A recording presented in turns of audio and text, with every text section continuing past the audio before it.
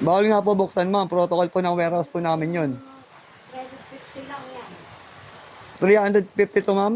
3,533, ma'am. Kaya po pinapa-open sa iyo. Eh, bawal nga po buksan, ma'am. Hanggat di po nababayaran. Paano yung mga scam ganyan? Ay, hindi po namin sa amin yun, ma'am. Sa seller po yun, ma'am. Pinapaliwanag po sa inyo, ma'am. Sa seller po yun.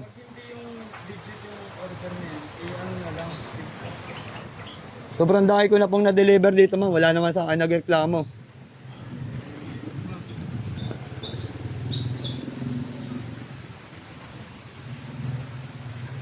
Araw-araw po rin ako nagde-deliver dito sa inyo, ma'am.